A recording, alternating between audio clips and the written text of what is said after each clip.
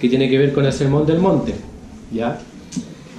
Acabamos de leer un pasaje que está en Mateo, ¿no es cierto?, capítulo 4, desde el versículo 23 hasta el 5.3.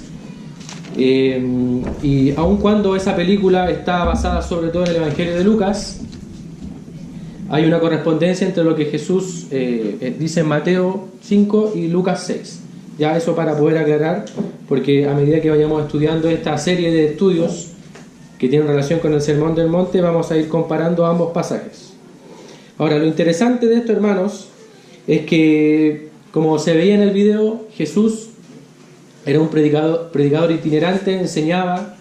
Creo que de alguna manera la imagen que vimos en el video es muy efectivo, porque nos hace, por lo menos a mí personalmente, me transporta al lugar y me pongo en el caso en que yo estuviera ahí. ¿Cómo hubiera sido si Jesús me hubiera hablado? ¿O cómo hubiera sido si Jesús hubiera tocado mi hombro? No sé si se dieron cuenta que tocó a dos personas y las dos personas reaccionaron de diferente manera. Bueno, de alguna forma, lo que vamos a estudiar hoy, lo que vamos a comenzar, tiene que ver con estas palabras de Jesús que él pronunció en un monte y que comúnmente se llama el Sermón de la Montaña o el Sermón del Monte, ¿ya? Primero vamos a decir algunas cosas básicas respecto al Evangelio de Mateo que nos pueden ayudar a entender de mejor manera qué es lo que Jesús enseñaba. Bueno, como sabemos, el Evangelio de Mateo, hermanos, va dirigido principalmente a los judíos, ¿ya? El Evangelio de Mateo va dirigido principalmente a los judíos. Recordemos que hay 4 evangelios y cada evangelio tiene un énfasis diferente. El Evangelio de Mateo, sobre todo, está enfatizado a los judíos. Eso no quiere decir que no se aplique a nosotros, hermanos, ¿ya? Porque toda la palabra de Dios se aplica a nosotros, pero el énfasis tiene que ver con los judíos. También el Evangelio de Mateo enfatiza a Jesús como rey, ¿ya? A lo largo de todo el Evangelio, cuando nosotros podamos leerlo, nos vamos a dar cuenta de que Mateo intenta demostrar que Jesús es el rey. Jesús es el rey prometido.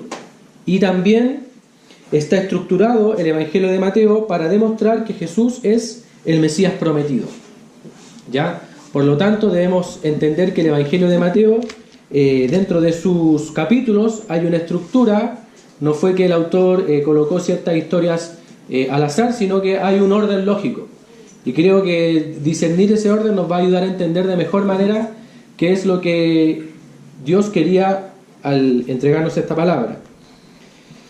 Bueno, también el Evangelio de Mateo posee abundantes citas y referencias al Antiguo Testamento, ¿ya? Obviamente, porque si Mateo quería demostrar que Jesús era el rey prometido, era el Mesías, debía citar la ley y los profetas. Ahora, quiero que me acompañen un poco ahí en el Evangelio de Mateo. Vamos a hacer un ejercicio bien simple y que nos va a ayudar a entender cómo está estructurado este Evangelio. Nosotros estamos ahí en el capítulo 4, ¿no es cierto? Desde el capítulo 5, desde el versículo 1 hasta el capítulo 7, versículo 28, está la primera sección de palabras de Jesús. El Evangelio de Mateo, hermanos, está estructurado de la siguiente manera. Hay 5 discursos o 5 enseñanzas, y cada enseñanza o cada discurso está... hay transiciones narrativas, ¿ya? Hay ciertas partes del Evangelio en donde solamente hay palabras de Jesús, y una de ellas fue lo que vimos en el video, el Sermón del Monte, ¿ya? El primero de estos discursos o de estos sermones es el Sermón del Monte, que va del capítulo 5 al capítulo 7, ¿ya?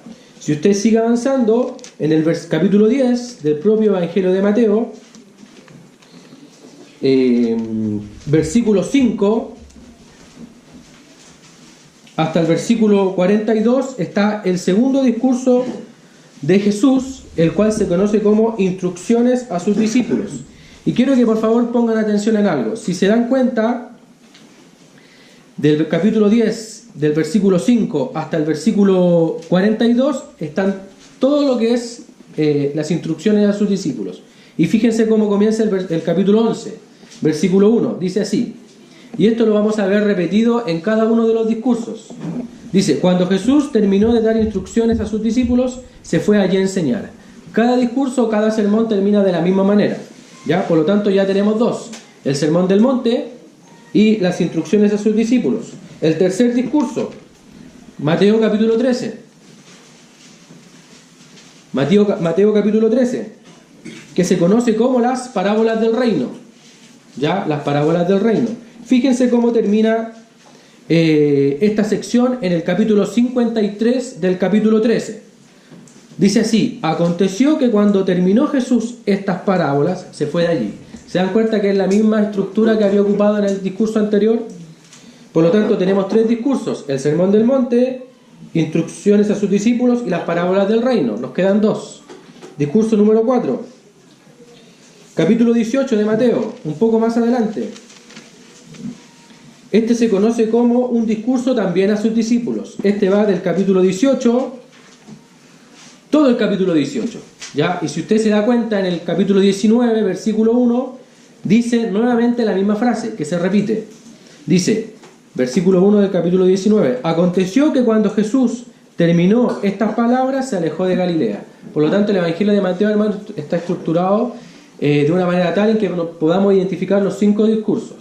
Ya hemos visto que hay 4: el Sermón del Monte, instrucciones a sus discípulos, las parábolas del reino y el discurso a sus discípulos. Y finalmente, y este es el último discurso en el Evangelio de Mateo, está en capítulo 24 y 25. ¿Ya? Este sermón o este discurso se conoce como el sermón escatológico, ¿ya? Porque aquí Jesús se enfoca sobre todo en los acontecimientos futuros, ¿ya? Y también vemos la misma frase repetida. Fíjense lo que dice el capítulo 26, versículo 1 de Mateo. Nuevamente está la misma frase: cuando hubo acabado Jesús todas estas palabras, dijo a sus discípulos. Por lo tanto, hermanos, en el Evangelio de Mateo hay 5 discursos o 5 sermones que están intercalados con narraciones, ¿ya?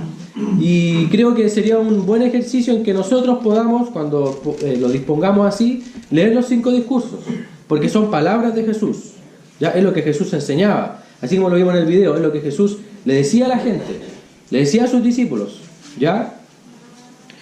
Ahora, nosotros vamos a comenzar a estudiar el primer sermón, o el primer discurso, el que se conoce como el Sermón del Monte, o el Sermón de la Montaña, ¿ya? Y leímos desde el capítulo, vamos a leer nuevamente, Mateo 4, desde el versículo 23 hasta el versículo 25, ¿ya? Dice así: y recorrió Jesús toda Galilea, enseñando en las sinagogas de ellos y predicando el evangelio del reino. Por lo tanto, hermanos, el mensaje principal que Jesús expuso a las multitudes, porque, hermanos, tenemos que entender de que aquí Jesús está comenzando su ministerio. Fíjense que en el capítulo 4 de Mateo ocurre un acontecimiento muy importante, el cual es la tentación de Jesús.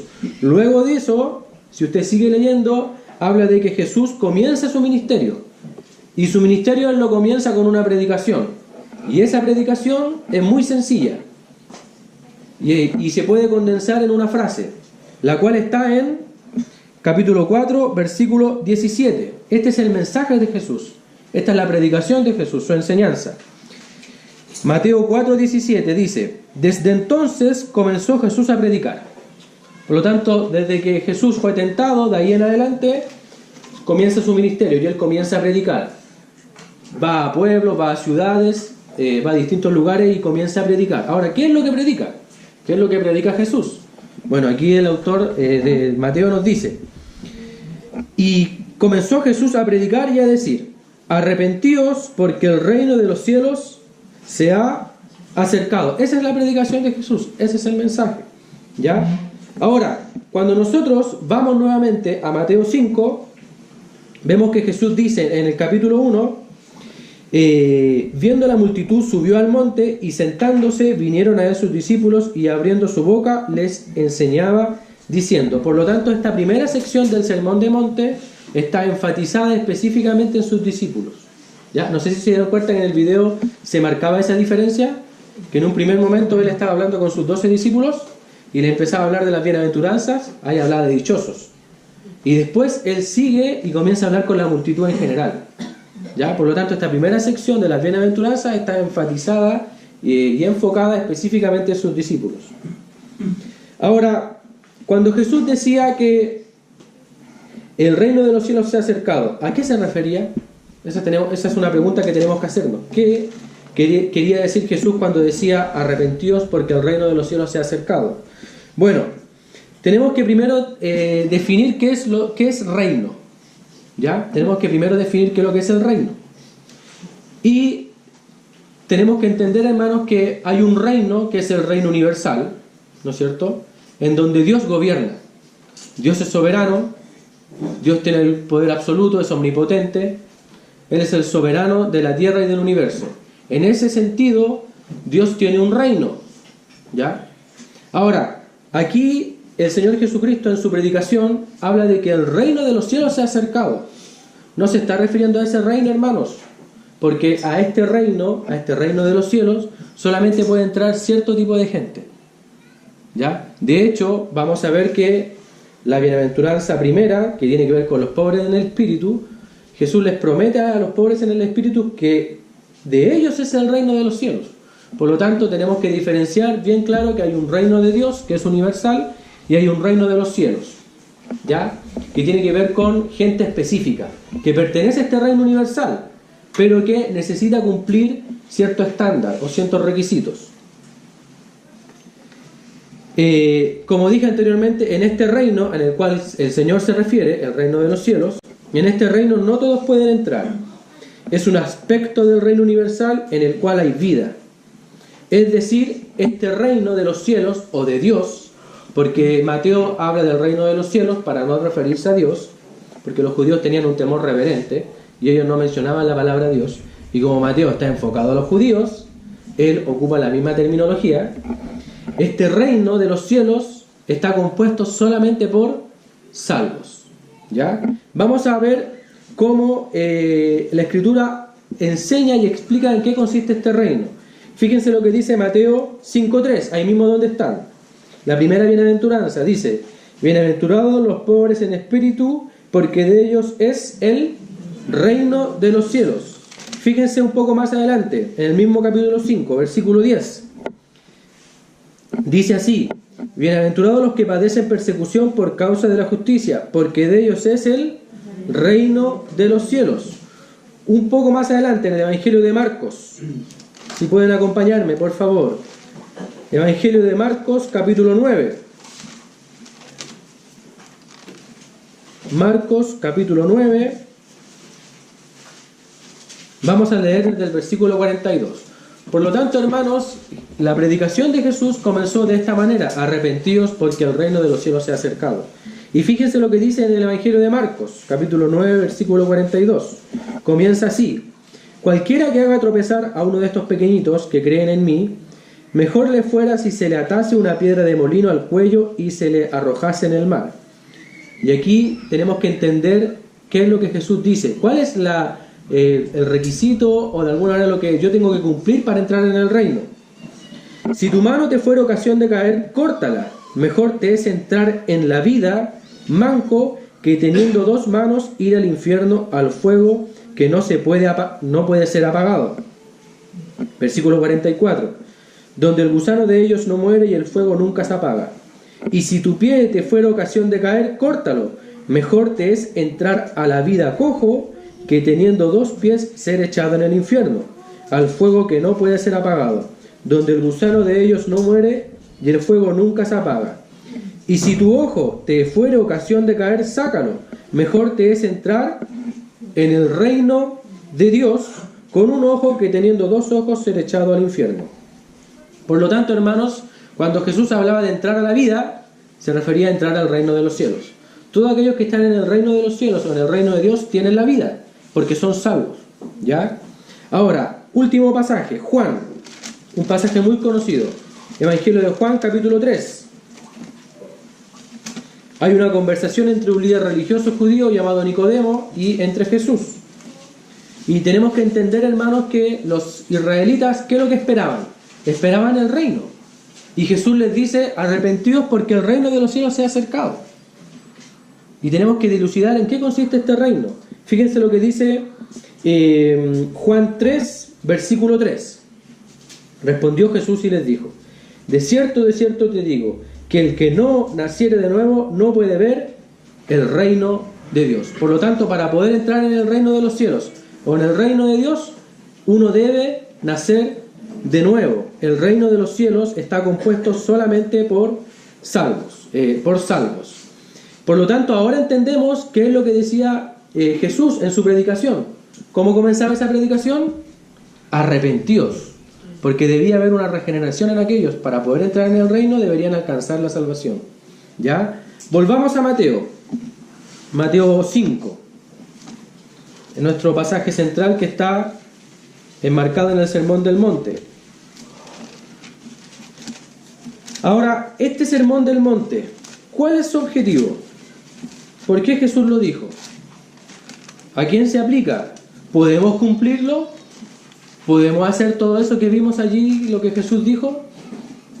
¿Podemos hacerlo? Es una pregunta que no necesito que lo respondan, sino que lo piensen y lo reflexionen. Bueno, algunas consideraciones importantes. Como vimos, Jesús era un predicador itinerante. Desde que Él comenzó su ministerio, Él comenzó a predicar. Comenzó a predicar en pueblos, en ciudades, en aldeas, y muchas veces repitió el mismo mensaje.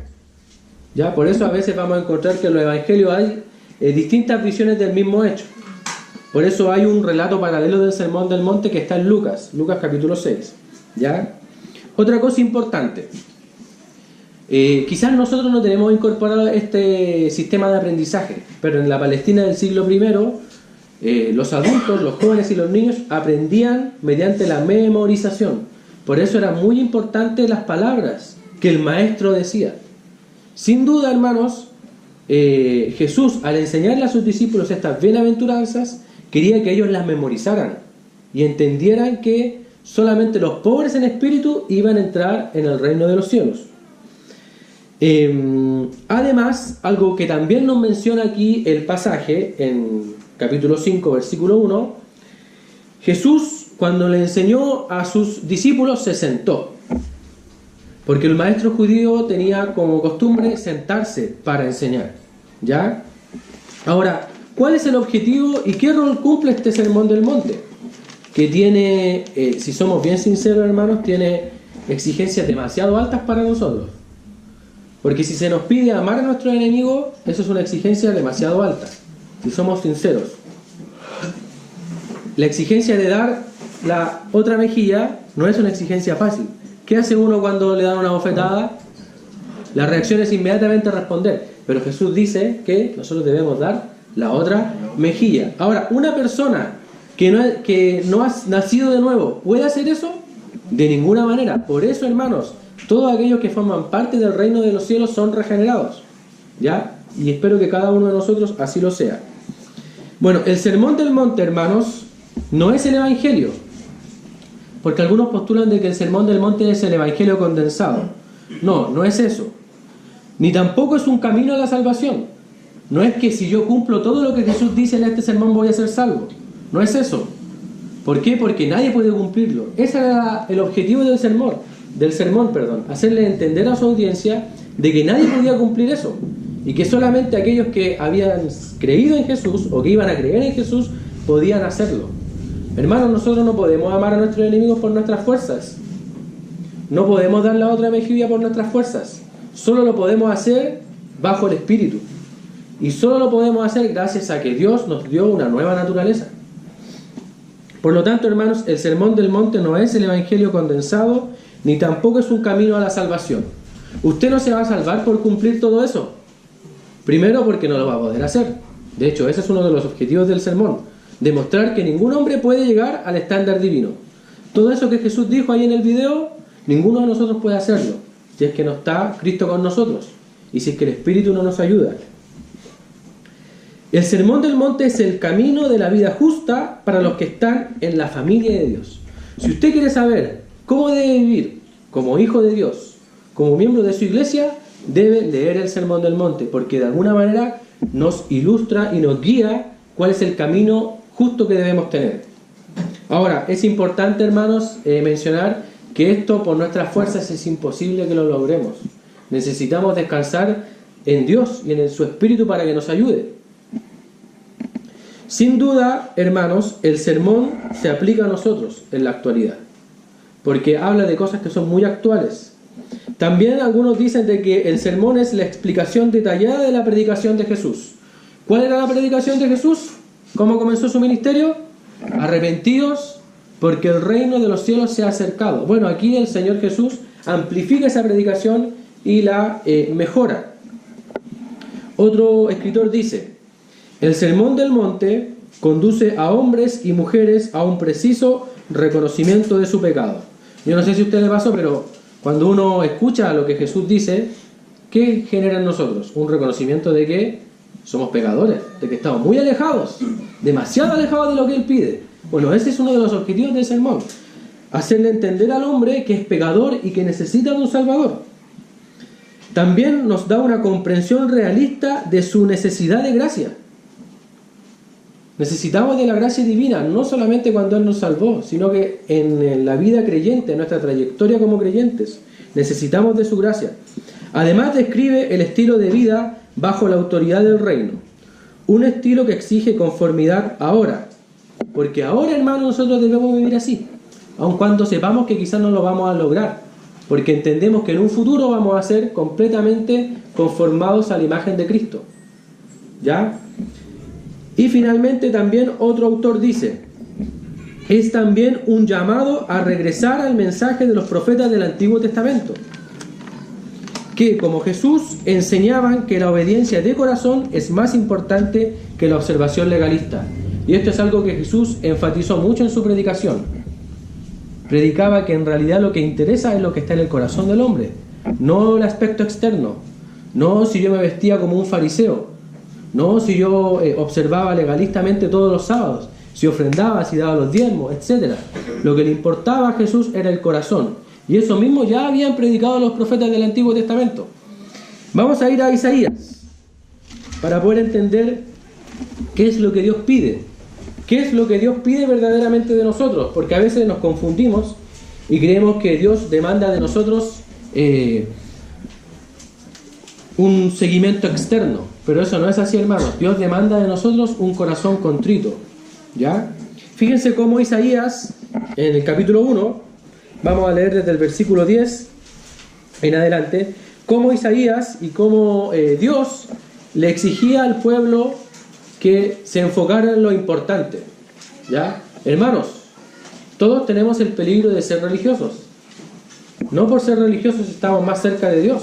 De hecho, por ser religiosos estamos más lejos de Dios. Porque Dios no busca religiosos. Dios busca adoradores que lo adoren en espíritu y en verdad. ¿Ya? Y vamos a ver que una de las primeras demandas para poder estar en el reino es ser pobre en espíritu. ¿Ya?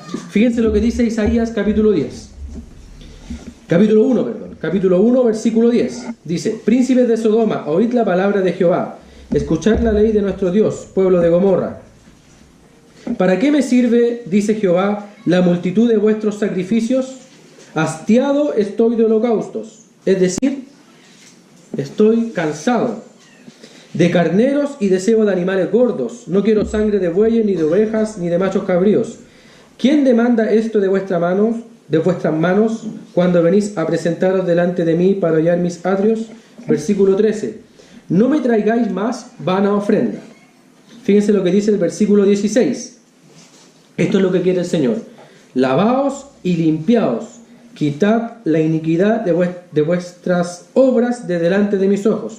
Dejad de hacer lo malo, aprended a hacer el bien, buscad el juicio, restituid al agraviado, haced justicia al huérfano, amparad a la viuda. Si se dan cuenta, tiene mucha relación con lo que decía Jesús, pero está más condensado. Versículo 18. Este es el llamamiento que los profetas del Antiguo Testamento le hacían a Israel. Y es el mismo llamamiento que Jesús hizo cuando comenzó su ministerio. Versículo 18. Venid luego, dice Jehová, y estemos a cuenta. Si vuestros pecados fueren como la grana, como la nieve serán emblanquecidos. Si fueren rojos como el carmesí, vendrán a ser como blanca lana. Por lo tanto, hermanos, lo que Dios quiere de nosotros no es lo externo, es lo interno, es lo que está en el corazón. No interesa tanto si sacrificamos ciertas cosas. Hermanos, el hecho de venir a la iglesia no asegura nada. Ahora, el hecho de no venir a la iglesia sí indica algo, ¿ya? Porque el Señor pide que estemos aquí. Pero tenemos que entender bien cuáles son las prioridades y qué es lo que Dios pide de nosotros. Dios pide de nosotros humildad. Él pide de nosotros que tengamos pobreza de espíritu. Él pide de nosotros que hagamos el bien. Él pide de nosotros que dejemos de hacer el mal. Eso el Señor nos demanda a nosotros. No importa tanto lo externo. No importa tanto lo externo. Porque podemos ser muy religiosos externamente, pero internamente podemos estar podridos. Eso es lo que le pasó a los fariseos. ¿Cuál era el reproche que Jesús le hacía a los fariseos? Sepulcros blanqueados. Sepulcros blanqueados. ¿Y qué es lo que está en un sepulcro? Cuerpos podridos. ¿Ya? Creo que este es un llamado para que no caigamos en eso, porque la línea es muy delgada. La línea es demasiado delgada. Ahora, volviendo a Mateo, hermanos, si pueden acompañarme nuevamente a Mateo capítulo 5. Ya hemos dicho y ya hemos entendido entonces que el mensaje de Jesús al comenzar su ministerio era: arrepentíos porque el reino de los cielos se ha acercado. Y en este reino entraban solamente aquellos que eran nacidos de nuevo, ¿ya? Y ahora se enfoca específicamente en sus discípulos, ¿ya? Vamos a leer el versículo 5, el capítulo 5, versículos 1, 2 y 3, para poder detallar y explicar solamente la primera bienaventuranza. Hoy día solamente vamos a ver la primera bienaventuranza. Fíjense que aquí dice, bienaventurados los, y en todo el Sermón del Monte hay varias acepciones respecto a las bienaventuranzas. Capítulo 5 de Mateo, versículo 1 dice: viendo la multitud, subió al monte, y sentándose vinieron a él sus discípulos. Y abriendo su boca les enseñaba diciendo, y aquí viene la primera bienaventuranza: bienaventurados los pobres en espíritus, porque de ellos es el reino de los cielos. ¿Ya? ¿Se dan cuenta que es como una ampliación de lo que él ya había dicho anteriormente? Ahora, tenemos que preguntarnos, ¿qué es una bienaventuranza? ¿Qué significa ser bienaventurado? Bueno, en algunas versiones habla de ser dichoso, ser feliz. Si pudiéramos sacar esa palabra y colocar feliz ahí, se le diría felices los pobres en espíritu, porque de ellos es el reino de los cielos. O también dichosos los pobres en espíritu, porque de ellos es el reino de los cielos. Hermanos, el ser bienaventurado es ser feliz, es el ser afortunado. Pero no es ser feliz por algo interno mío, sino es ser feliz porque Dios me da algo. Dios me da algo. Y por eso que Dios me da, yo soy feliz. Ahora, ¿qué es lo que Dios me estaría dando en este contexto? La entrada al reino de los cielos. ¿Ya? Como dice aquí un escritor, es el tipo de felicidad por recibir un favor divino. Nosotros recibimos un favor divino cuando creímos. Y no solamente allí, constantemente recibimos favores divinos. Si yo les preguntara a usted cómo ha visto a Dios obrar en su vida, sin duda que usted podría mencionar muchas ocasiones, ¿ya? Y a pesar de las circunstancias que pueden ser difíciles, que pueden haber pruebas, que pueden haber dificultades, que parece que todo está en contra, aún así, ¿cuál es el llamado de Jesús? Es a ser dichosos, a ser felices, a ser bienaventurados, siempre y cuando tengamos una pobreza de espíritu. Ahora, ¿qué significa ser pobre en espíritu? Ser pobre en espíritu, hermano, no tiene que ver con la condición social, no tiene nada que ver con eso. No tiene que ver con ser una persona tímida, porque a veces confundimos la pobreza en espíritu y la relacionamos mal.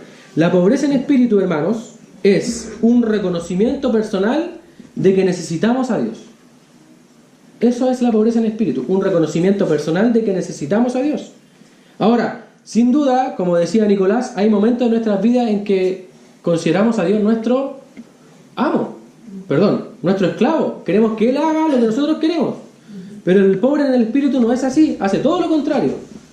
Reconoce que necesita de Dios, y como reconoce que necesita de Dios, todos los días lo busca. Todos los días lo busca. Por lo tanto, ser pobre en espíritu tiene que ver con un reconocimiento personal de la bancarrota espiritual. ¿Ya? También el ser pobre en espíritu es la forma más profunda de arrepentimiento. Es cuando entendemos que le hemos fallado a Dios. Es cuando entendemos que hemos pecado, que lo hemos ofendido. El pobre en espíritu reconoce rápidamente su pecado. Lo confiesa, porque entiende que Dios demanda santidad. ¿Ya? También es una confesión general de la necesidad que tiene el hombre de Dios. Hermanos, el hombre sin Dios no es nada. Dios es el único que puede llenar el vacío que hay en nuestro corazón. Cuando nosotros nacimos con ese vacío, y ese vacío lo vamos llenando. Quizás en algún momento lo llenamos con alguna adicción, con alguna persona, quizás con alguna religión, pero el único que puede llenar ese vacío, hermanos, es Jesucristo. El hombre necesita de Dios, y la única manera para acercarse a Dios es por medio de Jesucristo. Y el pobre en espíritu entiende eso y dice, la única manera que tengo yo de poder estar cerca de Dios es pasando tiempo con Él. ¿Cómo usted conoce más a una persona? Pasando tiempo con Él. ¿Cómo usted quiere más conocer a Dios? Pase más tiempo con Él. ¿Y cómo usted puede pasar tiempo con Dios? Bueno, meditando en su palabra, leyéndola, compartiendo aquí con los hermanos y sobre todo orando. Hermanos, no pretenda conocer a Dios si es que primero no le conoce de rodillas. Usted puede conocer a Dios intelectualmente, pero no personalmente. Y ese también es un llamado que Jesús hace a sus discípulos. No os confundáis, dice Él, no me conozcáis intelectualmente, sino conózcanme personalmente, que no es lo mismo. Necesitamos, hermanos, entender la importancia de tener una relación personal con Dios.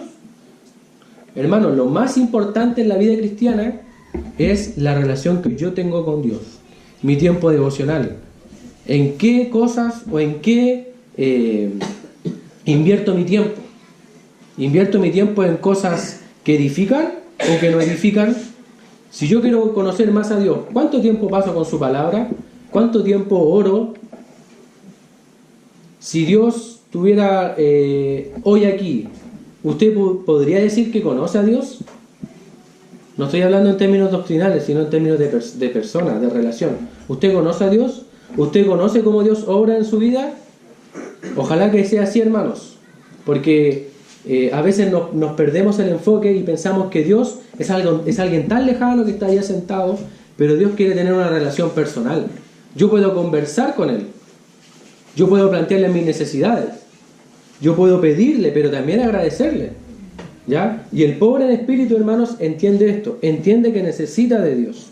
Ahora, el pobre en espíritu no es aquella persona que tiene un odio hacia sí mismo, porque a veces nos vamos al extremo y decimos, bueno, el pobre en espíritu es esa persona que se odia a sí misma, que tiene una baja autoestima. No es eso, hermanos, porque Dios reconoce que nosotros somos seres creados a su imagen, y como seres creados a su imagen tenemos la capacidad de estar en comunión con Él.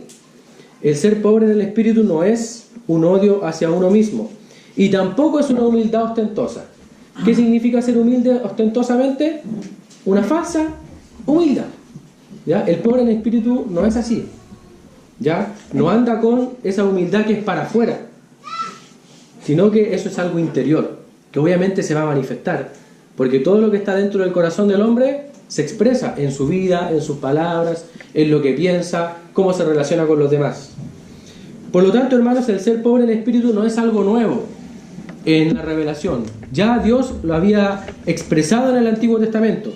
Y les voy a pedir que me acompañen, por favor, al Salmo 51 para poder dimensionar de mejor manera en qué consiste esto de ser pobre en el espíritu. Recuerden la promesa. ¿Cuál es la promesa? Bienaventurados los pobres en el espíritu, porque de ellos es el reino de los cielos. ¿Ya? Salmo 51,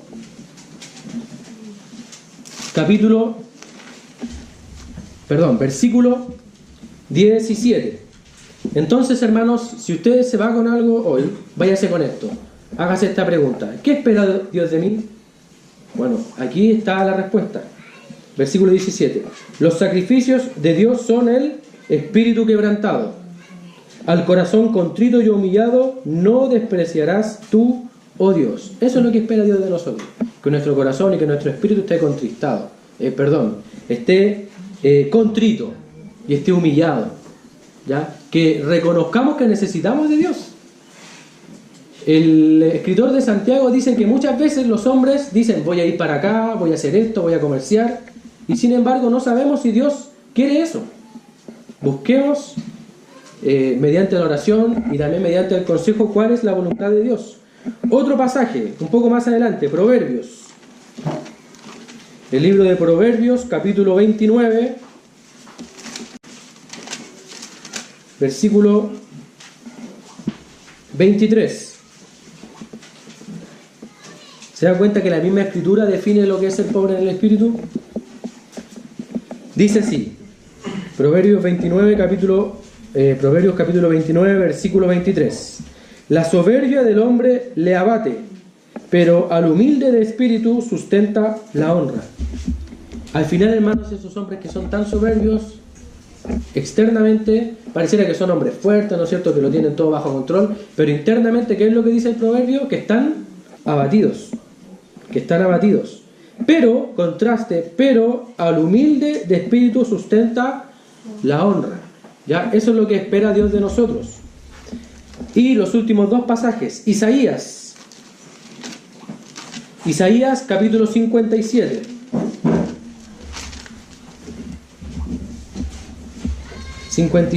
Versículo 15.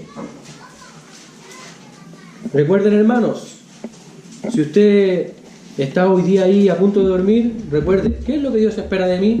Bueno, esto es lo que Dios espera de usted. Fíjense lo que dice el versículo 15 del capítulo 57 de Isaías. Porque así dijo el alto y sublime, el que habita la eternidad, y cuyo nombre es el Santo.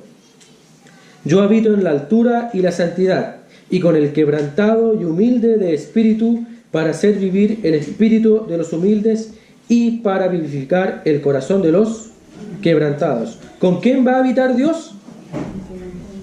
Con el quebrantado y humilde de espíritus. Y ahí entendemos por qué Dios resiste a los soberbios y da gracia a los humildes. Y finalmente Isaías, ahí mismo, 66, capítulo 2. Y con este pasaje vamos a concluir. Isaías, capítulo 66, versículo 2. Dice así: mi mano hizo todas las cosas, y así todas estas cosas fueron, dice Jehová. Pero miraré a aquel que es pobre y humilde de espíritu, y que tiembla mi palabra. ¿Se dan cuenta cómo Dios va a mirar a aquel que tiene pobreza de espíritu? Aquel que es humilde de corazón, aquel que tiene su corazón humillado y contrito, y que teme ¿a qué cosa? A su palabra. Hermanos, si podemos quedarnos con algo hoy, creo que debemos quedarnos con esta enseñanza de Jesús, de que los pobres en espíritu verán el reino de los cielos. Nosotros ahora estamos en una parte de este reino, pero también anhelamos un futuro en donde seremos completamente renovados y transformados, y ya no tendremos más que luchar con el pecado, con este cuerpo mortal, como dice Pablo. Hermanos, los creyentes necesitamos ser pobres en espíritu. Es difícil que un creyente sea soberbio, pero se da. La soberbia se da mucho. Pero, ¿qué es lo que dice Dios en el pasaje que acabamos de leer en Isaías? Que Él va a estar cerca, o que Él va a mirar al humillado y al pobre en espíritu, y al que teme su palabra. Por lo tanto, hermanos, tenemos que temer su palabra. Y el llamado es a tener una relación íntima con Él. Porque Dios no se burla, hermanos. Si usted se acerca a Dios con un corazón contrito y humillado, y le plantea sus necesidades, y abre su corazón a Él, Él lo va a mirar. Y lo va a mirar desde el cielo, y le va a responder, y lo va a bendecir, y lo va a guiar. Eso no quiere decir, hermanos, que no tengamos dificultades, ni pruebas. Porque las pruebas y las dificultades son parte del proceso de enseñanza que Dios tiene con nosotros. Por eso creo que las palabras de Jesús, aun cuando se pronunciaron hace tantos años, siguen teniendo un poder y una autoridad tremenda. Porque son palabras de Jesús, son palabras de Dios. Y si Jesús dice, bienaventurados los pobres en espíritu, ¿Cuál debería ser nuestra respuesta a ese? Buscar esa pobreza en espíritu. Si tenemos algún conflicto con el orgullo o con la soberbia, bueno, pedirle a Dios que nos ayude. Pedirle a Dios que nos ayude. Si tenemos una falsa humildad, también pedirle a Él que nos ayude. Porque aquellos que buscan al Señor de esa manera, Dios los va a resistir. Y cuando ahí el pasaje habla de resistir, es como que si Él se opusiera.